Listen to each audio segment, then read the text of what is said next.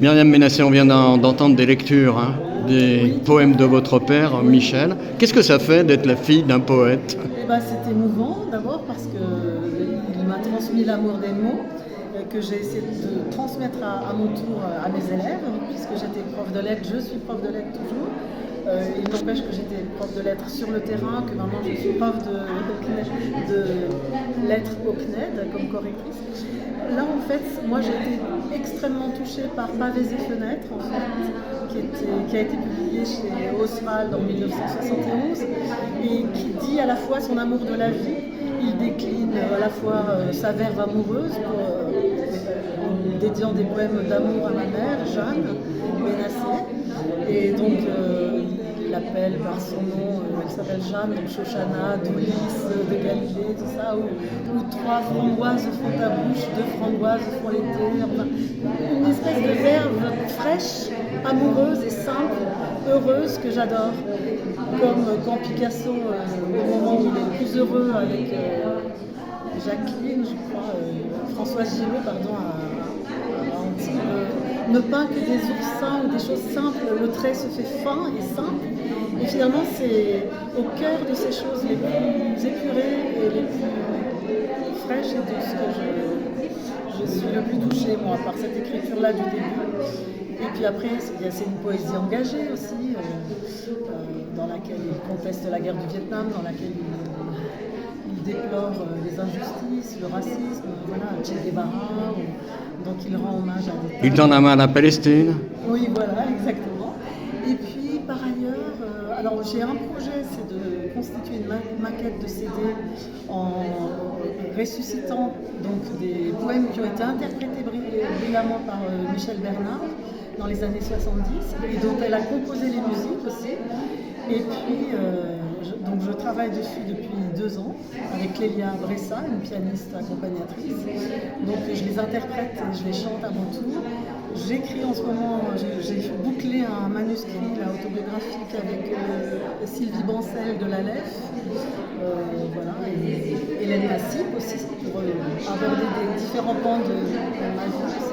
Comment s'est faite la transmission? Parce que lui était prof, votre maman était professeure aussi, lettres, et vous-même avez été prof. Vous savez, nos appartements étaient tapissés de livres, alors c'était pas difficile de piocher dans les bibliothèques, et puis eux-mêmes me transmettaient leur amour des livres, leur amour des mots. À la maison, il y avait beaucoup d'échanges, c'était toujours effervescent, il y avait des amis qui étaient intellectuels ou artistes.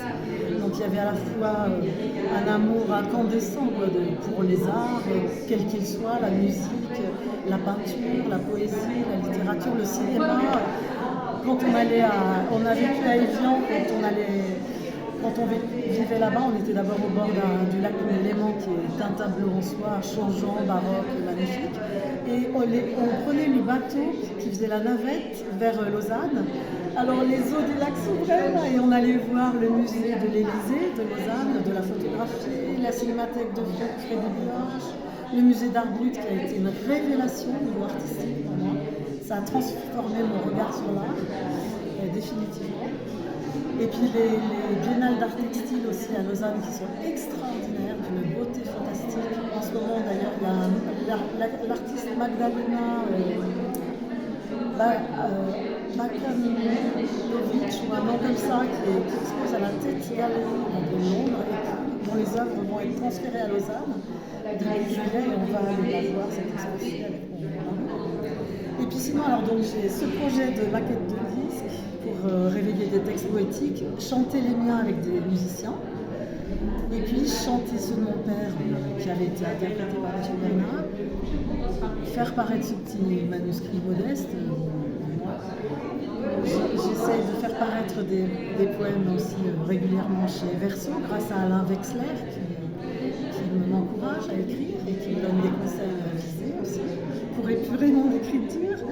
Voilà. Et puis sinon, le troisième projet qui est plus ambitieux et plus difficile, et là je rame un peu, c'est que je fais des tas de rushs, je prends des tas de rushs, j'accumule de la matière cinématographique, enfin filmique, à la fois sonore et visuelle, pour parce que j'ai le projet en gestation de réaliser un film documentaire sur mon père, qui est malade aussi, qui a 30% de ses reins seulement fonctionnent, donc il est plus fragile. Et voilà, donc. Et puis tous les livres qu'il a écrits, il me les a toujours dédiés, enfin quand il me faisait une dédicace, comme à tous ses amis, mais je veux dire, ces dédicaces étaient émouvantes. Parce que, par exemple, quand j'ai été opérée moi-même, à l'hôpital de la Croix-Rouge, qui est souci de santé, je l'avais beaucoup encouragé au préalable à écrire un petit roman autobiographique. Et ce qui est merveilleux, c'est qu'il me l'a déposé sur mon lit d'hôpital, il s'y est attelé à cette tâche. Et donc, il m'a offert, c'était une offrande qui m'a énormément touchée, parce que sur mon petit lit d'hôpital, il m'avait déposé ce livre, qui était l'aboutissement d'un effort. Et puis, il avait entendu de son oreille paternelle, il avait entendu ma requête. C'est ces petits fils invisibles qui sont incarnés et puis en même temps